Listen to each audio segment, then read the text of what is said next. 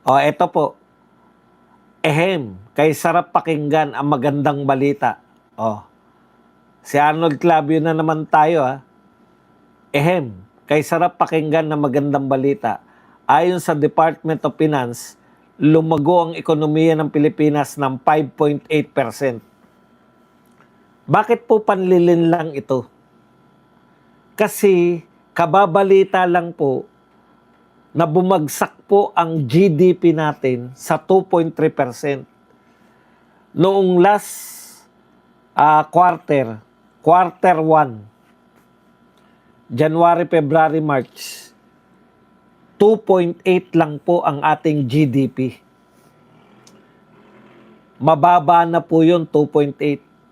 Tapos, nung second quarter, binalita natin to kanina, isa na po to sa pinakamababang GDP natin. 2.3. Okay. Ngayon, eto panlilin lang to eh. Kasi bakit mo ibabalita, i-congratulate ni Arnold Clavio, sabi niya, ayon sa Department of Finance, lumago ang ekonomiya ng Pilipinas ng 5.8%. Oh. Bakit mo ibabalita yan samantalang ang totoong balita, bumagsak tayo ng 2.3%? 2.3% ang GDP natin ngayong second quarter. Saan nakuha ni Arnold Clavio yung 5.8%? Ito po ay average mula pa noong panahon ni Tatay Digong noong 2021. 2021, panahon ni Tatay Digong. 2022, panahon po ni Tatay Digong pa rin yung kalahati. Minana po ni PBBM. Ang minana niya po na GDP natin, 7.8% ang minana niya kay Tatay Digong. Mula po sa napakataas na pag-unlad na 7.8% ng GDP, bumagsak na po to. Ngayon po ang latest sa GDP natin ay 2.3%. Saan galing yung 5.8% ni Arnold Clavio? Average po mula 2021. Mula po sa mataas, hinatak na po yan pababa ni BBM, yung GDP po natin, pababa. Yan ang balita po ngayon dahil gustong manlinlang nito ni Clavio, ibinabalita niya na tumaas daw tayo ng 5.8% tapos walang paliwanag. Huwag ka manlinlang. Ang 5.8% mula 2021 hanggang 2025. Average po yan. Mataas at mababa. Pag in-average mo, 5.8%. Ang ibig sabihin, yung huling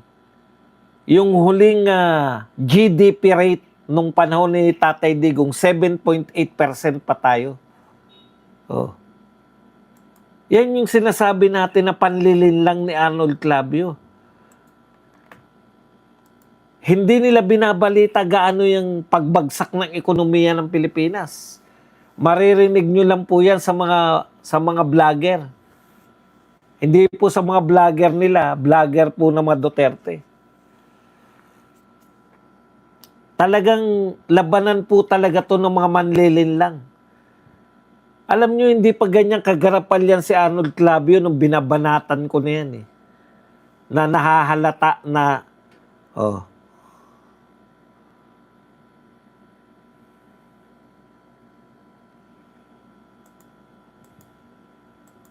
Sasabihin mo, tumaas tayo ng 5.8%, 2.3 tayo ngayon. Ang layo naman ng 5.8 sa 2.3. Magbalita kayo ng tama. Yung 5.8 po, average po yan mula 2021 hanggang 2025. Kasi na-average po nila every 5 years.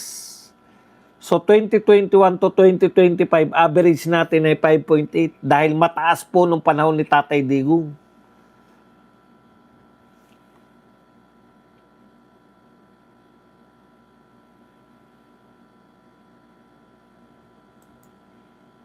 Kaya tigil-tigilan mo, Arnold Clavio, yung panlilin lang. Chinichismis mo na magre-resign si BP Sara. Tapos ngayon, nililin lang mo yung mga tao. Totoo pong may figure na 5.8. Pero ang latest po natin ng GDP ay 2.3. Ibig sabihin, mula po nung umupo si BBM, pabagsak na po yung GDP natin.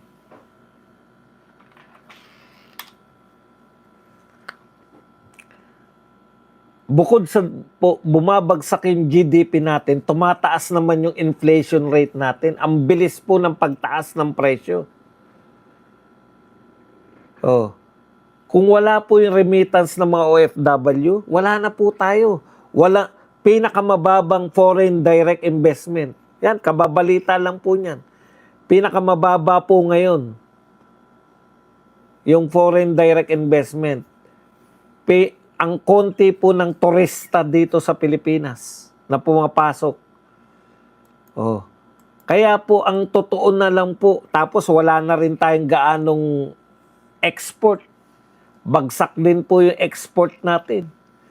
Kaya po sa totoo lang, kung wala pong OFW na hindi naman dapat, di ba hindi naman normal na ang aasahan mo OFW? Alam niyo, may yamang bansa, ang binibenta po nila sa ibang bansa, goods. Oh, kunwari US. Oh, 'di ba? Computer, China, laban sila ng US sa mga computer, sa mga ewan ko kung ano, technology. Pilipinas po ang inaasahan natin. Ini-export natin talagang lakas paggawa na OFW na.